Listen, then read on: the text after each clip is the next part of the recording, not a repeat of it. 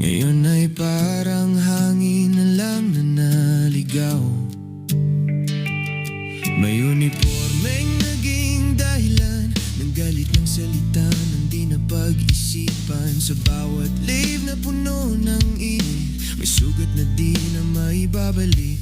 At ang mga nanood lang noon, di alam kung saan pupulutin ang kahapon. Oh, yun na, wala nang normal mangusin content. Mga pangako'y nawala sa hangin bigla. Oh, yun na, parang kwentong naputol sa gitna. May lungkot na iniwan sa masa. Oh, yun na, wala nang ingay na kilala. Tahimik na ang entablado ng drama. Sa dulo pala ng lahat ng sigawan, may katotohanang di matatakasan.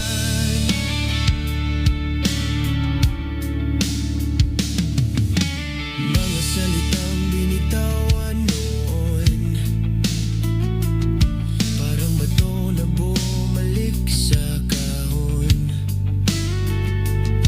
Mga kaaway na pinagawa na lang, ngayon ay multo na ng nakaraan. Sa social media na parang entablado, lahat ng galit ay lumaking totoo.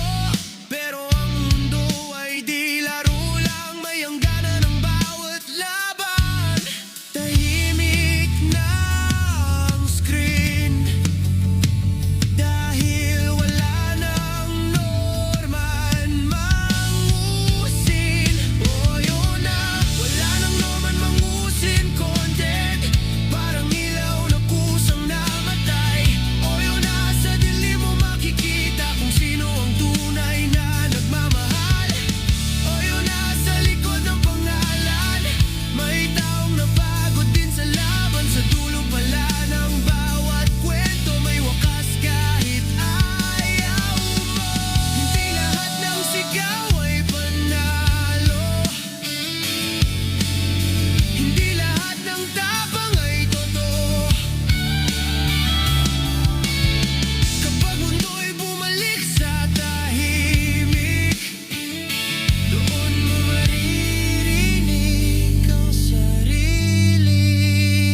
Oh, yun na, wala nang norman mangusin content. Alaala na lang sa timeline mo.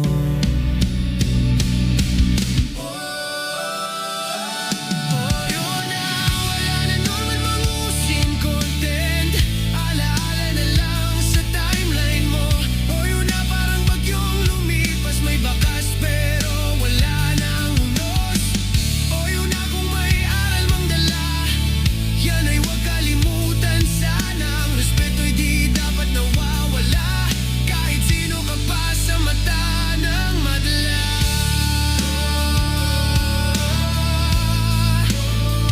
Nawala.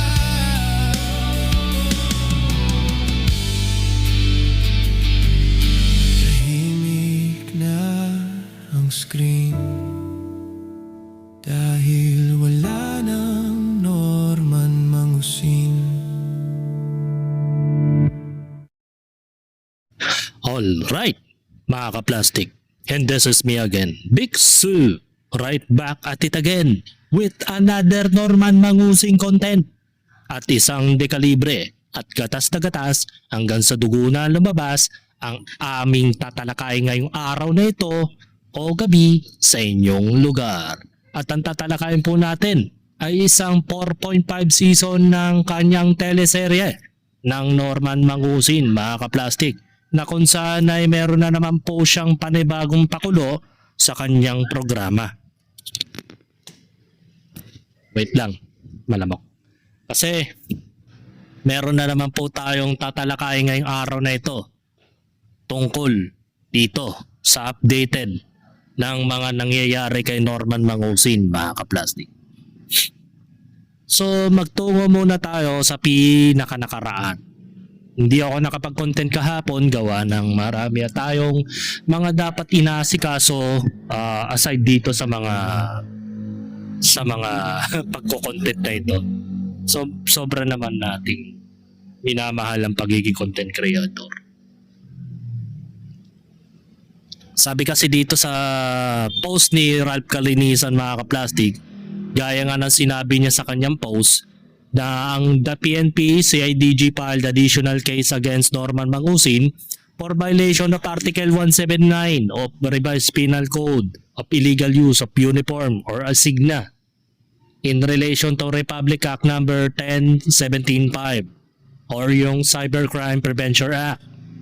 Mga kaplastik, baga ito na po, nagkaroon na po ng pagpupulong dito sa Napolcom at katulong ang PNP dahil sa pagsusuot ng uniforme ng naipakita ni Norman Mangusin kamakailan lang. So hindi pala tapos ang ganitong issue. So magtungo naman po tayo sa random post from Norman Mangusin at panoorin natin kung gaano siya kagaling na nilalang. Panoorin natin.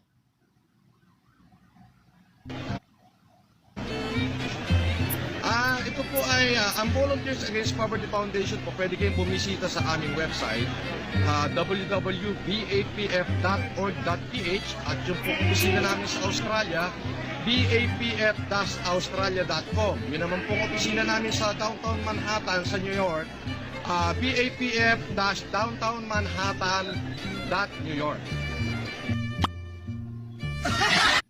Sabi nga dito, paano pa nagkaroon ng website na .New York? Diba? Pinaglululoko niya ang mga netizens, mga kaplastik.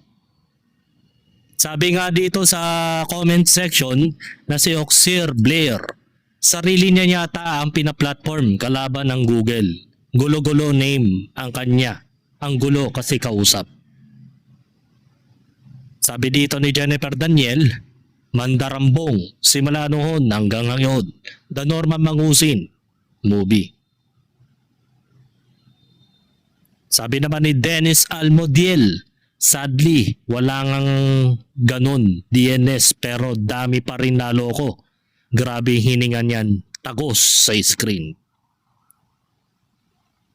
At ang huling comment mula kay Ethan, sa mga di nakakakilala kay Norman, bilib na naman. Ito tayong nakakakilala. Alam natin na kinakausap na naman niya ang sarili niya dahil wala naman siyang kausap sa cellphone. Kakatawa si Idol. Talaga. Diba?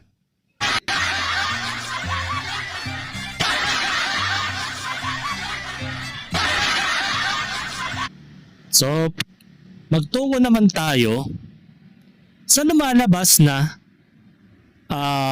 post from Friends of Food Genius na kung saan ay may dumulutang na ID allegedly. May G23 pa ng ang bida. Pero teka, update pa ba to o Throwback Thursday from 2013 hanggang 2017 edition? Pa-verify naman Philippine National Police, National Police Commission, and National Bureau of Investigation. Na kung saan ay nakalabas dito ang indikasyon na kung saan si Norman Mangusin ay meron po siyang firearm license card na nakapangalan kay Marcos Francis Antonio Leo, mga kaplastik.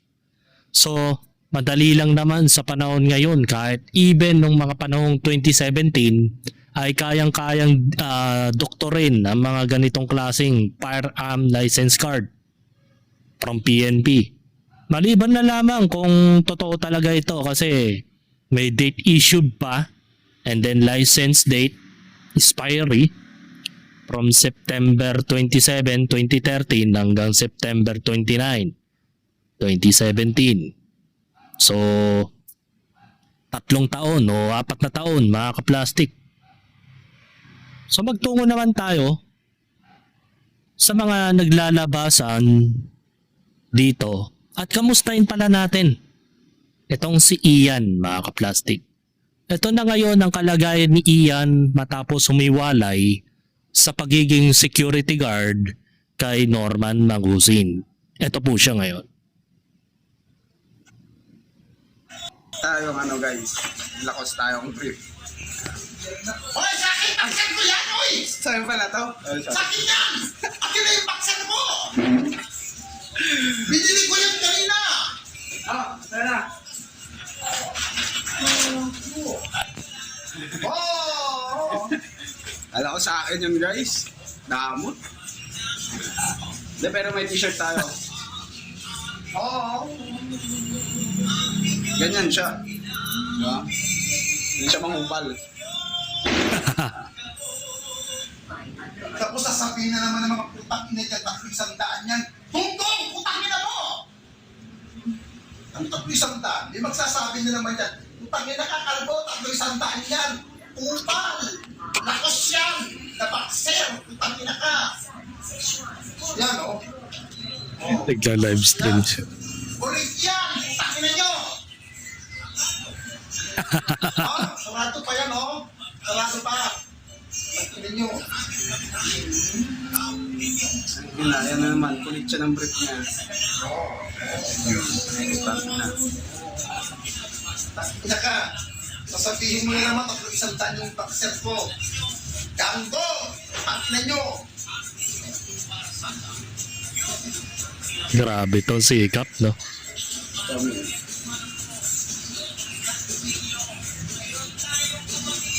Nabarikat sa kapuso.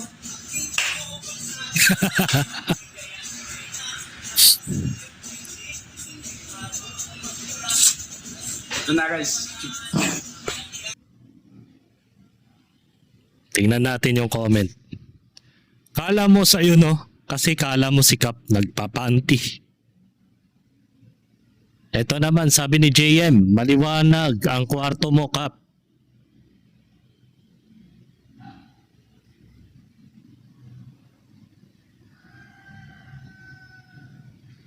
Sabi ni Jed Flores, boy, boss, pwede mo daw ba pakilala si Kuis Jasper Galacia kay Kap?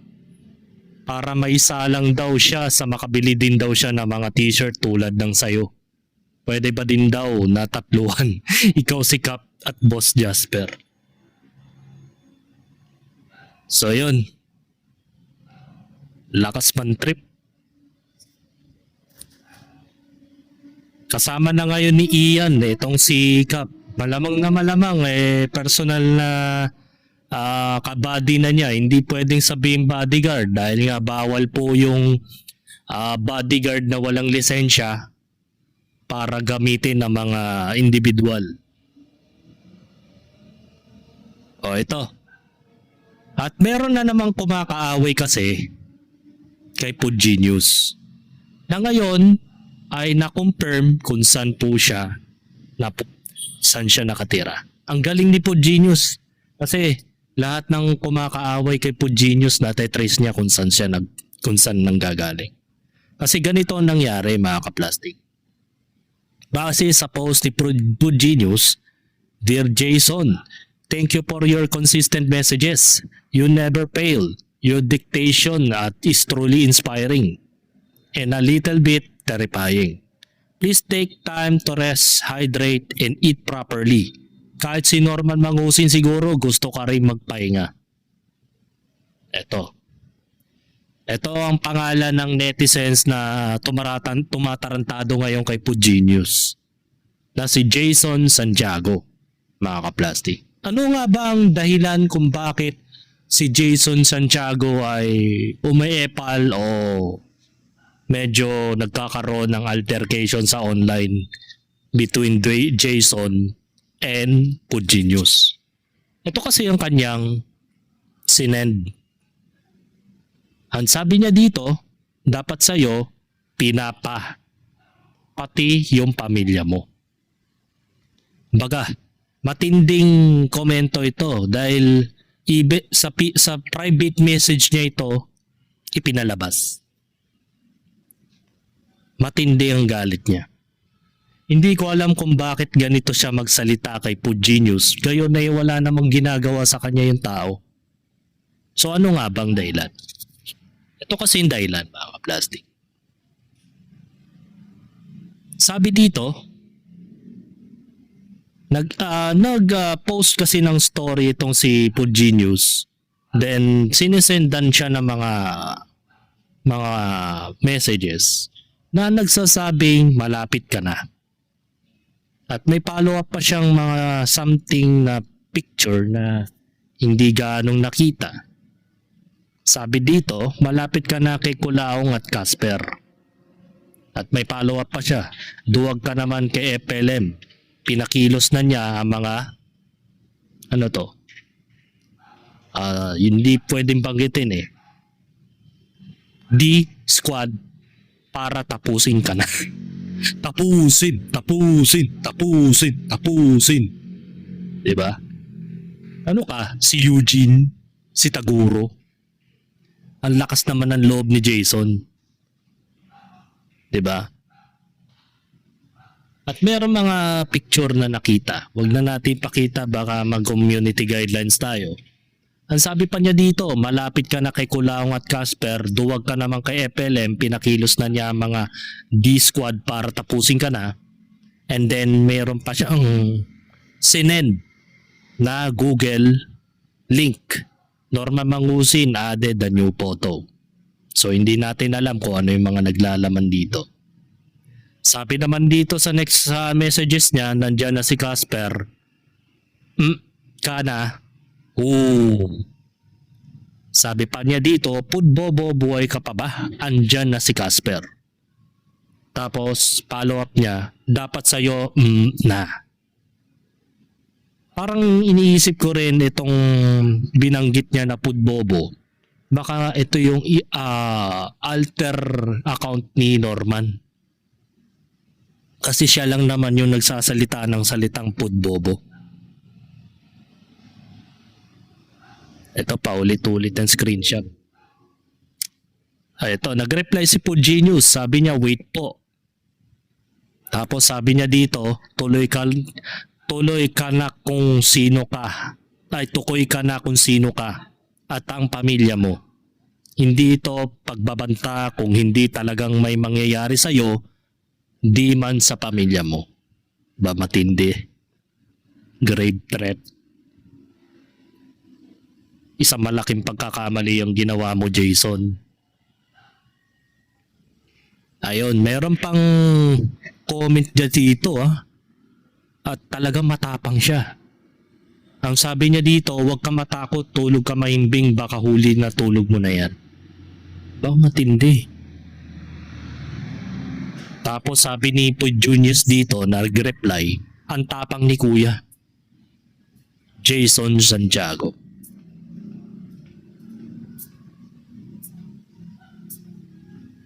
Dami rin ng babas kay Jason. Sabi nga ni Monica, minsan nakala ng ibang tao kapag gumawa ng profile nakalock ang account, hindi na makukuha ang info. So ayun, akala lang niya yun. Akala kasi ng ibang tao na kahit nakalock profile pa yan o something na mayroong fully secured ang iyong Facebook account, ay hindi matutukoy kung saan kang impyerno nakatira ni Pud Genius. Ito po ang nangyari. So ito po. I confirm that he is in Taiwan. So OFW pala tong Hindorotot na to, mga kaplastic. Itong si Jason Santiago. Ngayon, paano nangyaring na-trace ni Pud Genius itong si Jason Santiago? Kaya mag-iingat kayo sa mga pinaggagawa ninyo, mga kaplastic Kung sino man kayo. Even ako, nakakaya kong matrace kung sinong Hindorotot na nilalang na kumukupal sa akin sa online. Kaya, sige, galingan ninyo yung pagtatapang ninyo dahil makikita nyo na makikita ko rin kung saan kang impyerno nagtatago. Siguraduhin mo lang na yung lugar na tinitirhan mo ay naka-triple lock, mga kaplastic. Naka-triple lock at damihan mo na ang alagang aso. Para na sa gayon ay napaka-safe na ng iyong kalagayan. Kagaya ng ginawa ng kupal na si Jason Santiago. Bakit nangyari ito? Base sa post ni Jocelyn Calipayan Piamonte Santiago with this Jason Santiago, Happy birthday to my super bait at very supportive stepson na si Jason Santiago in Taiwan. Super kukuyang ka nga ng kapatid mo. Thank you so much. We wish you all the best. Miss ka na namin and more blessings na darating din sa buhay mo. More blessings? Tingnan natin kung more blessings ang darating sa kanya. Siya si Jason Santiago. Halatang halata sa mga itsura niya na parang hindi pa pagkakatiwalaan. Mga kaplastik. Tsura pa lang parang gumagamit.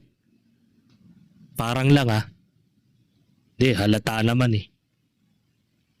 At dahil dyan mga kaplastik, na-trace nito ni Pugenius sa pamamagitan ng geolocation browser na kung saan nandito siya sa Taiwan.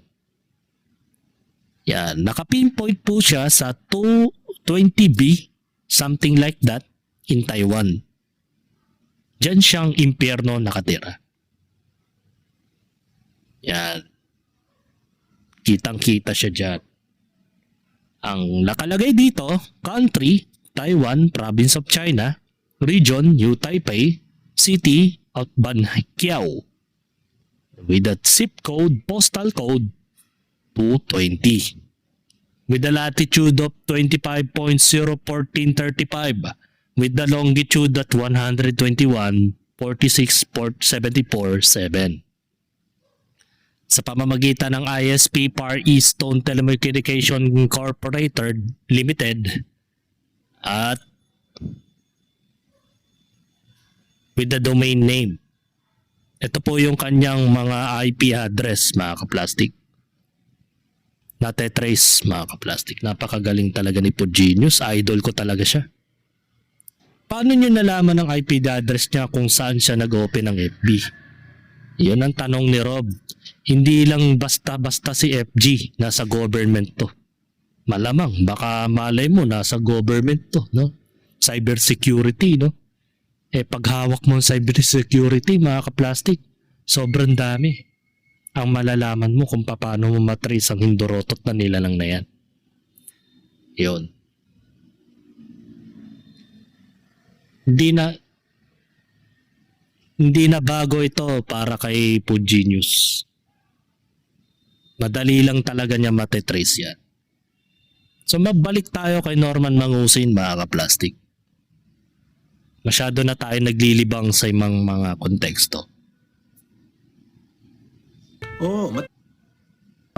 Matindi si food poison. Baka mamaya masayang yung kanyang pinaghirapan. Nagpakahirap siya na maging abogado tapos baka masayang. Baka madisba. Di ba? Yung kaso pinail sa'yo, hayaan mo na. Harapin. Ganun lang naman yun Harapin.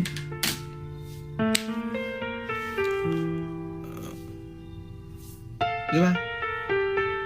Hindi naman ako nagsasalita. Pero wala naman ako maitago kay food poison Lagi ako napipicturean sa lahat ng Pero may mga bagay na hindi siya napicturean. Marami siya hindi napicturean.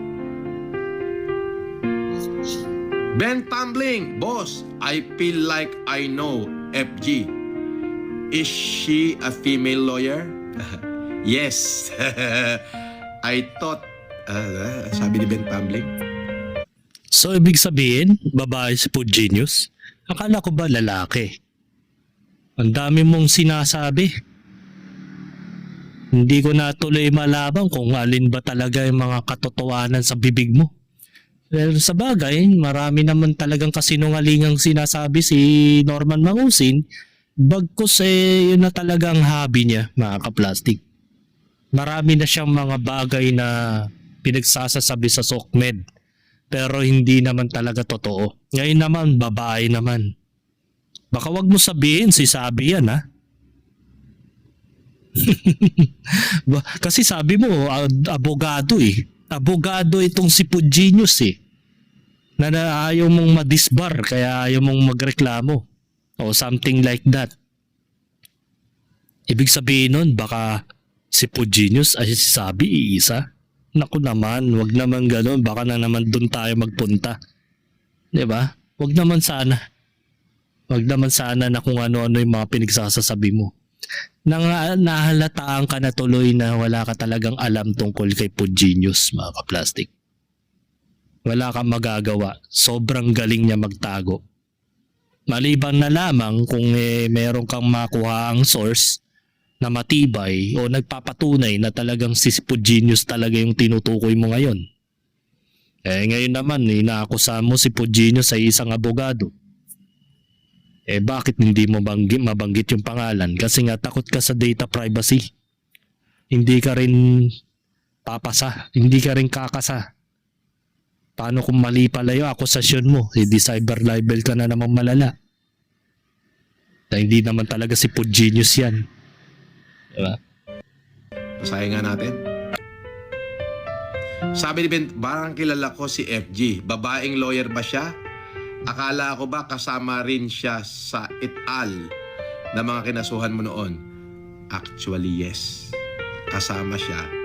So, hinihintay ko na lang yung kung papabor sa atin yung resolution, kung magkakaroon na ng resolution yung ikinaso ko sa kanila, pagdating kay judge, naka-ready na yung mga abogado ko, i-amend yung pangalan niya. Isasali yung pangalan niya doon. Yes. Tama ka, Ben Tumbling. Tama ka. Yes. Oo. So, dahil kilala ko na siya ngayon, so, halimbawa, na nagkaroon ng probable cause na akyat sa korte, pag unang hearing, i-amend agad ng mga abogado natin yun. Ibibigay yung mga pangalan nila. Actually, ano yun? Kasama nanay nun. Yes. Kasama nanay. Ba't kasama yung nanay? Si Food Genius lang naman kaaway mo. Parang nakakapagtaka naman. Sabi ni Mark Jason Warlaconehewa, sige tignan natin kung manalo ka ha. Baka ngumalngal ka na naman. Ayun oh. Nag-witness yung nag-file ng kaso. Di ba sabi niya yon? Siya daw yung witness dahil meron daw nagsampa ng kaso sa mag-ina na sinasabi niya na si Food Genius daw yun. Tapos yung nag-witness yung pala yung nag-file ng kaso. Ano yung sinamahan niya yung sarili niyang katauhan? Oo nga pala, may 7 katauhan pala si Norman. Baka sinamahan niya yung isa doon. Yung tunay na Norman, tapos sinamahan siya ng isang Norman na isa pang katauhan. Baka ganun. Kaya nga sabi ni Maggie, ob-ob nga eh. Diba? Kalokohan tong mga pinagsasasabi ni Kulao. Tulong doon sa mga kababayan. Ang dami daw nag-iiyakan doon. Grabe, meron daw doon. Hindi pa pala na-check up ng doktor magmula yung kanyang mata, magmula nung ipinanganak siya. Na-check up lang. 68 years old na siya. Doon pa sa mission natin. Di ba? Ayun. Di ba? Antindi. Darboy Flores, shout out. Ewan ko, mga pinagsasabi nito. So, eto pa, may isa pa. Matindi si food poison. Matindi si food poison. Baka mamaya masayang yung kanyang pinaghirapan. Nagpakahirap siya na maging... Ito pa yata. Ito. Ito to. Updated naman si food poison sa akin kung saan ako nagpupunta. Dagdag witness ba si Yama sa babaeng lawyer, boss? Kasali yung kanyang statement na ginawa, yung pinirmahan niya. Oo, kasama yon. Oo, di ba? Paano kung kasama nga siya sa statement pero babaligtarin ka sa korte? Kasi nga, itong si Yamatan, kasalukuyan ng nakikipag-ugnayan sa kampo ni Makagago. Kung natatandaan ninyo, mayroon silang podcast kasama si Makagago WhatsApp man doon, at the same time yung kanyang mentor ay kausap din niya doon. Pinatungkol ka kung ano yung mga katangian mo, kung ano yung mga nangyayari sa iyo way back mga nakaraang taon o mga nagdaan pang pandemic. Ikwento ni Yamatan yun. At ang parang pagkakakwento niya doon parang nilalaglag pa kayo Nilalaglag ka. Sinasabi niya lahat ng mga pagkakautang ng mga politiko sa'yo. Diba? Yung mga sikat na personalidad tungkol dun sa mga palipad. Ikwento rin nila ni Yamatan yan sa kampo ni Makagago. Pero parang ang ugali ni Yamatan is doble kara. Kakampi sa'yo kapag malamang ka sa sitwasyon. Ngayon, pag malamang ang sitwasyon ng kalaban, doon siya biglang mag-o-open up. Na hindi mo malaman kung sino ba talaga ang kakampi mo ngayon, Norman Mangusin, dahil even si Yamatan nagsasalita na rin doon sa kabilang kampo. Ngayon naman sinasabi mo na mayroong statement si Yamatan. O ano mo ibig mong ipalabas? Na gusto mong ilaglag si Yamatan na pinapalabas mo na kalaban pa rin nila Makagago itong si Yamatan. Pwede rin mangyari yon, yung speculation na sinasabi ko. Pero nakakaawa lang sa puntong ito si Norman Mangusin ay parang unti-unti nang nauubusan ng kaibigan. Dahil syempre, kahit naman sinong balasubas na nilalang na naging kasama ni Norman Mangusin, ay syempre, unang ililigtas niya yung sarili niyang buhay kaysa naman hanggang sa kamatayan sasama pa rin sila sa'yo. Malabo mangyari yun. Diba? May possibility na wala na. It's over na. Mga ka-plastic. Oo. Basta, ayoko nung mainam yung andyan na, andun doon na lang harapin. Ayaw naman nila akong tigilan sige, let's see. Karoon lang. At ngayon ko nakita yung pagmamahal sa akin ng pamilya. Yung anak ko, sumuporta pa. May pagmamahal ka pala sa pamilya mo, even na, aywan ko kung totoo na mahal ka ng mga anak mo, bakit hindi ka na lang magbagong buhay at hindi mo na lang bitawan yung mga hinanakit mo? Dahil alam mo naman sa sarili mo na wala ka ng kalaban-laban Biroy mo nung, di ba, tumahimik ka ng halos isang buwan o may isang buwan sa social media. Wala na halos ma-post itong si Food Genius. Kahit si Makagago, lahat ng mga pinopost na videos niya tungkol sa'yo, paulit-ulit na lang, puro replay na lang. Di ibig sabihin, wala na siyang may update tungkol sa'yo. Ngayon, nung lumabas ka, nagkaroon ng buhay uli ang kampo ni Makagago. Binigyan mo sila ng content. Tapos nabalitaan pa nila na kinasuhan mo sila.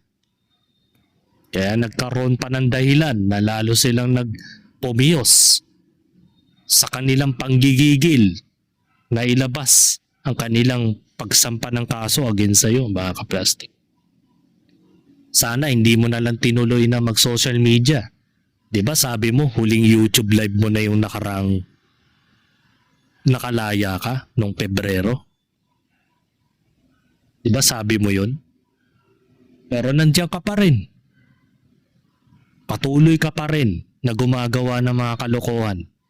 At mga tao pinapilit mong paniwalaan na sa mga opinion mong mali-mali.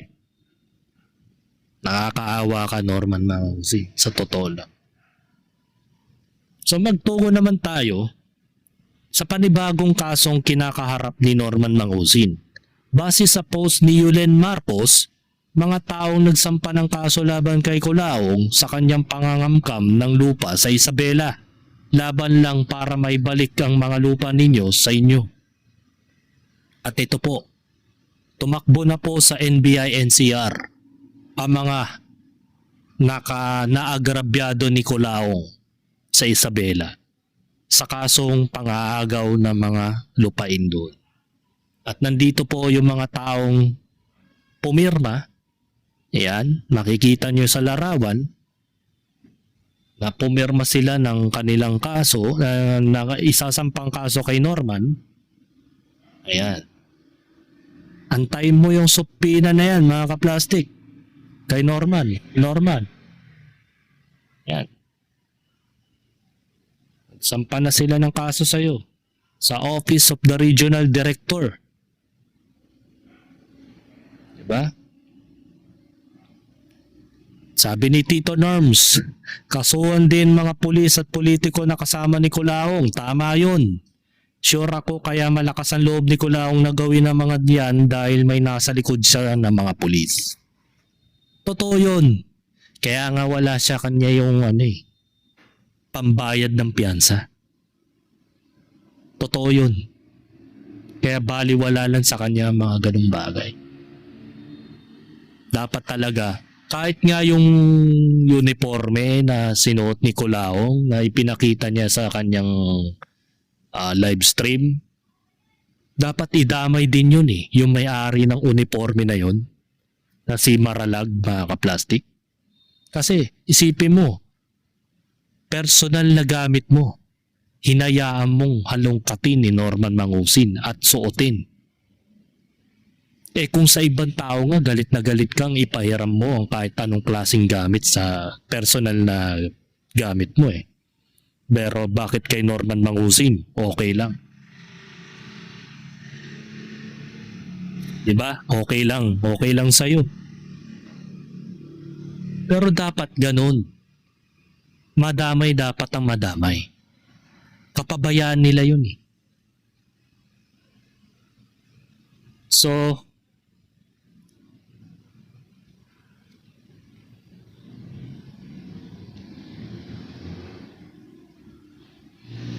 meron namang netizens na nambash kay Edmundo Saranya o kay Casper, mga kaplastik.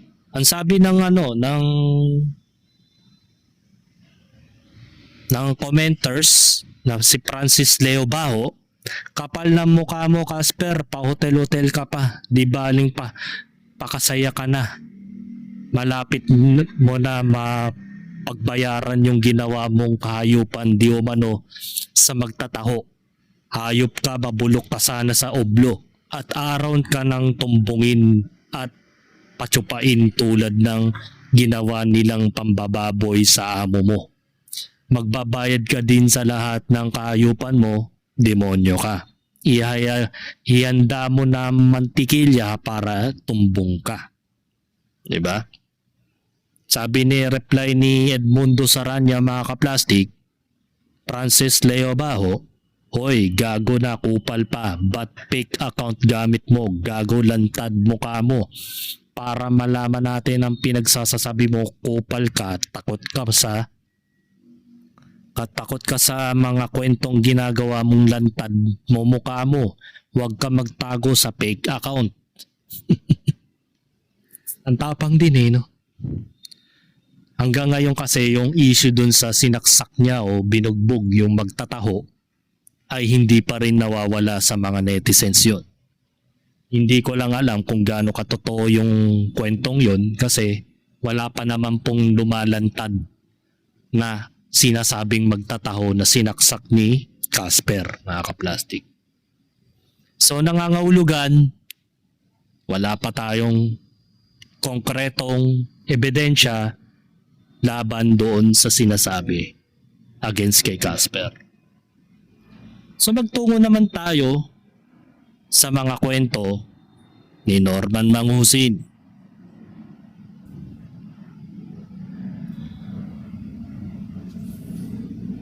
Boss, may binabalak na naman sa iyo yung libag. Dami sinasabi kanina sa live niya na mga balak niya. Hayaan mo lang.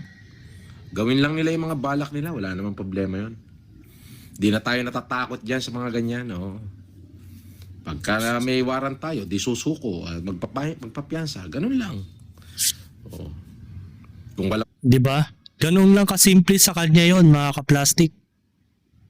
Isipin mo, sinasabi niya yon sa mga social media, sa mga netizens, na magpiyansa. Kapag nagkaroon ng warrant, piyansa. Di ba? Ganun lang.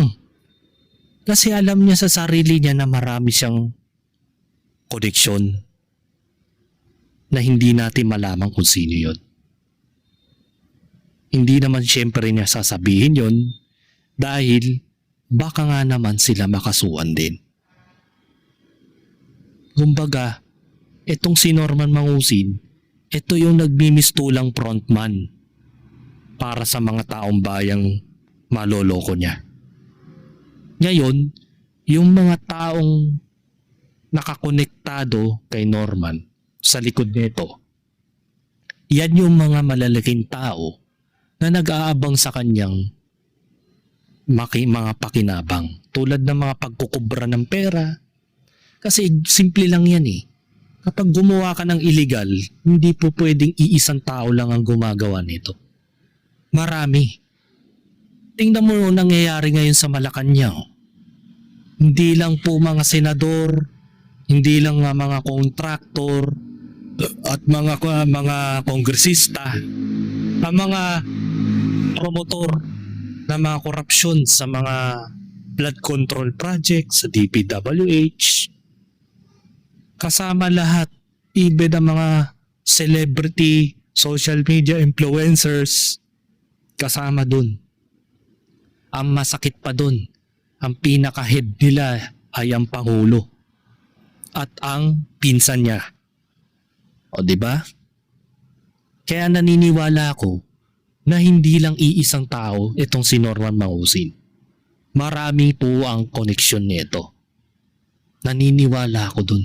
Hanggat hindi natutugis yung mga taong nasa likod ni Norman Mangusin, ay hindi yan magsasalita ng ganyan.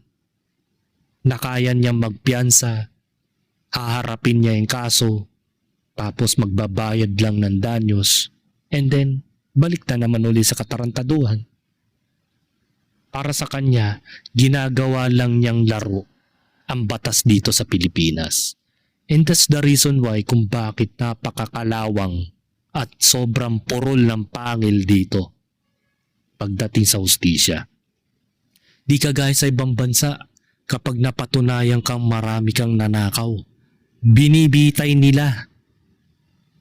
Kahit sarili nilang presidente o yung prime minister nila, malaman lang nilang nagnakaw, binibitay nila. Ganong kahigpit ang batas sa ibang bansa. Hindi sa palakasan sila bumabase. Hindi ko mo presidente ka, hindi ko mo senador ka, ay hindi ka nakarapatang makulong o mapatay o mabitay. Diba? Hindi ka may doon, wala pong tinatawag na palakasan. Dito kasi sa Pilipinas, kapag ma-impluwensya kang tao, ang hirap mong ipakulong. Pero pag ordinaryong tao ka, sobrang daling ihoblo. Napakadaling ipakulong. Yun ay dahil wala kang perang pandanyos.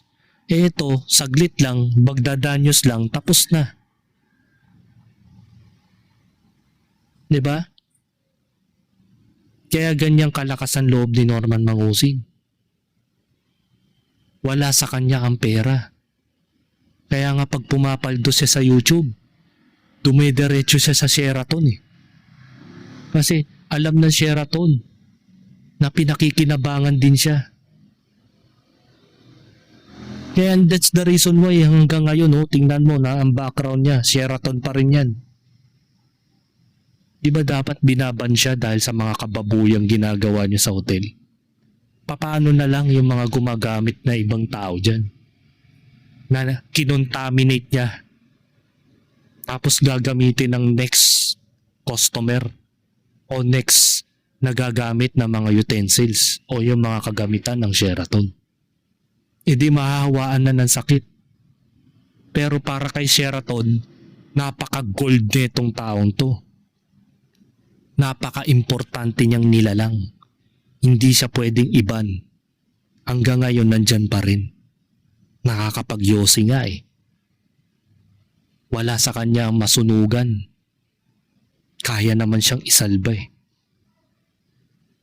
Diba? Di susuko, magpapiyansa, ganun lang. Oo. Kung walang pagpiyansa, di magpakulong tayo, ganun lang. Hayaan mong gawin nila yung gusto nilang gawin at tayo naman ay let the justice prevail, ganun. Hindi na tayo nagpagtatatakot sa mga ganyan. Ubos na yung takot natin. Winalang-ya na nga tayo, matatakot pa tayo. Ano naman tayo nun? Ikaw lang yun. Diba? Winalang-ya ka na, natakot ka pa. Diba? Eh, weather lang yan. Hayaan mo lang.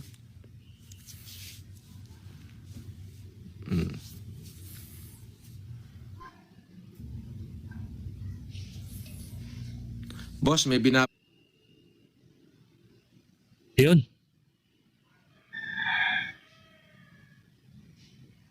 Eto, meron pa. Sabi, Boss FLM, nag-post na naman sila Food Poison na nag-jeep na lang si Casper. Barya-barya na lang daw binibigay mong allowance. Baka namalengke o namili. Oh. Andun siya eh. Nag-prepare siya ng ng paglulutuan ng pares. Oo. Alam nyo ba na masama yung pinipicturean nyo yung taong pribado tapos ipopost nyo? Masama yan.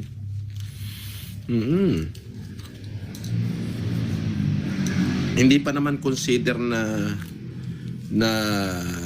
celebrity si Casper. Masama yan. Bahala kayo. Baka pag sa inyo dumapo yan, baka mamaya pag kayo nakasuhan, sabihin nyo tsamba.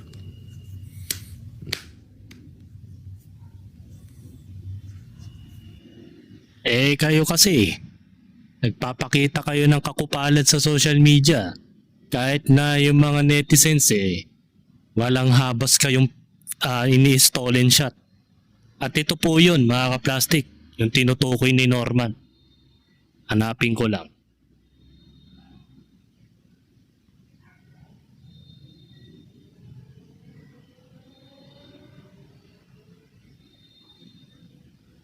Ito. Sabi, sa presyo ng petrolyo ngayon, si Casper certified mayaman. Nakaka-jeep pa. Iba talaga ang bodyguard ni Norman Mangusin. May transport allowance kahit barya lang. Ayun. Namataan kasi si Casper na nakasakay sa jeep at pinicturan siya ng netizens, mga ka-plastic. So paano ka ba naman i-stolen shot ng mga netizens? Siyempre, meron kang personalidad. Kahit pa sabihin mong hindi siya celebrity, social media na rin siya. Hindi siya influencer, social media creators na rin siya, vlogger na ngani, na may 20,000 followers, diba? Na may 500 subscribers sa YouTube. Bakit? Hindi ka ba pwedeng picturean ng kung sino-sino lang?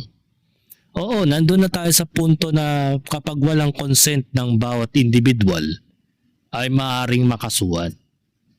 Pero depende na rin yan sa korte kung i-accept yung mga ganito. Malay mo, kaya ka pinicturan dahil na-amaze sa yung kagapuhan. Di ba? Yun yung dahilan. Ang palusot daw ni Norman Mangusin ay inaasikaso na daw yung negosyong paresan. Pero kung titignan mo yung kanyang mga ginagawa, nakabag po siya, so paanong sinasabi mong namalengke siya? Diba? Parang umuwi lang siya galing sa Sheraton. Umuwi siya sa bahay ng pamilya niya. Parang ganun. Pero hindi yata totoo yung negosyo mong paresan. Kasi kung inaasikaso yung dalawa yan, di ba sabi nyo kayo mag-o-owner ng paresan? O bakit hindi ka nag-aasikaso nun? Bakit si Casper lang ang pinapalakad mo? So ibig sabihin, walang katotohanan. Kasi tingnan mo naman sabi mo namamalengke, bakit nakabag? Diba? Kalokohan tong taon to.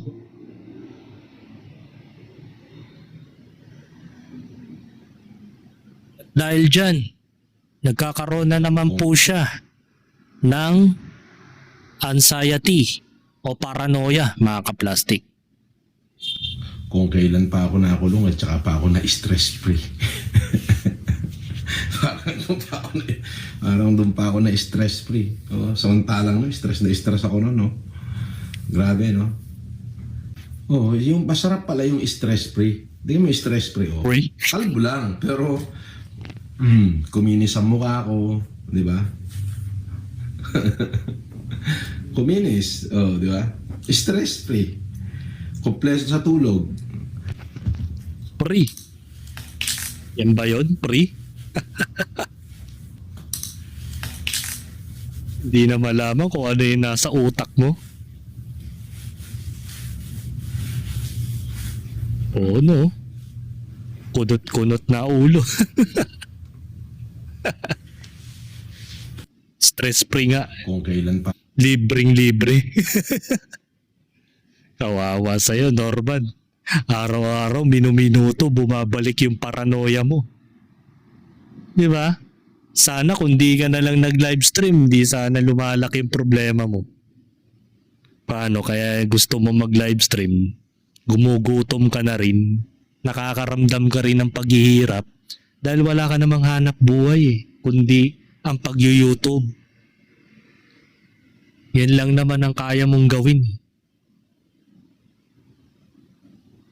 Mabuti nga yung YouTube mo nakaligtas pa eh.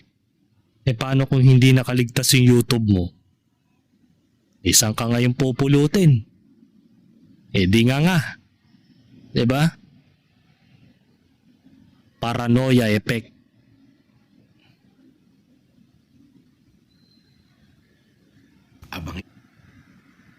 abang yan. Sige, pakinggan natin para malaman natin. Yan. Well, ang announcement ko ay si FLM, si FLM ay mag-i-endorse na naman. Yeah. Mag-i-endorse na naman, oo. May kita na naman, oo. Siyempre, may kita na naman, oo. Baka magtaragis challenge ka na naman ha. Kutob ko, yun na naman yung gagawin mo. Gegis ka na naman sa social media influencers para tumanggap ng 10,000 piso. Kaya sinasabi mo mag-i-endorse ka na naman. Yeah. Mag-i-endorse na naman, oo. May kita na naman, oo. Siyempre, may kita na naman, oo. 5 yung announcement ko, 5. Oo. Ang abangan nyo yung pinakadulo. Take note, 5. Magigiyang kayo lahat. Ha? Nangyari pala talaga yan? Putik. Matibay. Oo, puta, hindi pala talaga nila yaka. Yung mga gano'n. Napapamura na si Norman. Mukhang nag-grow na ang ating nagkakaroon na ng development ang personality ni Norman Mangusin na paunti-unti nagmumura na siya. Bumabalik na naman sa dati. Ganun nga, issue. Yan.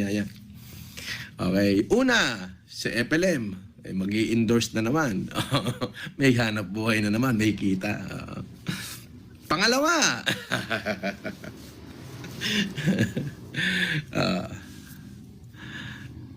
Pangalawa,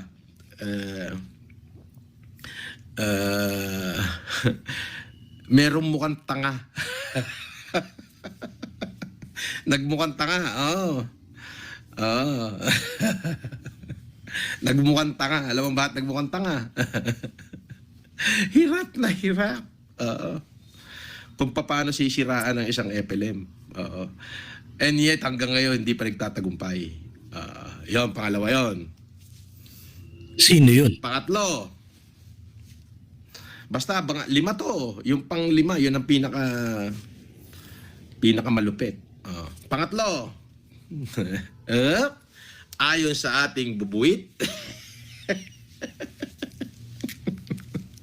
Namiss ko na naman kayo. Pangatlo, si Casper. Magbubukas na ng parisan. Yan ang pangatlo. May dalawa pa. Exciting to. Exciting part to. May dalawa pa, may dalawa pa.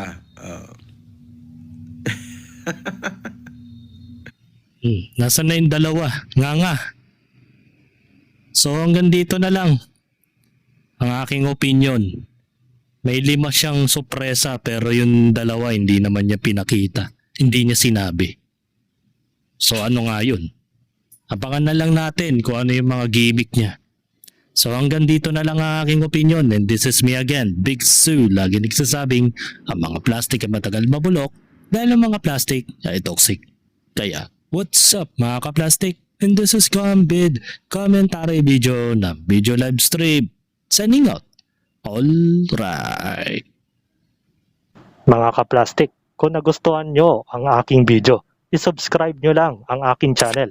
At the same time, i-hit nyo rin ang notification bell at yung all para ma-notify kayo sa aking susunod ko pang video sa aking YouTube channel. Maraming salamat po mga ka-plastic.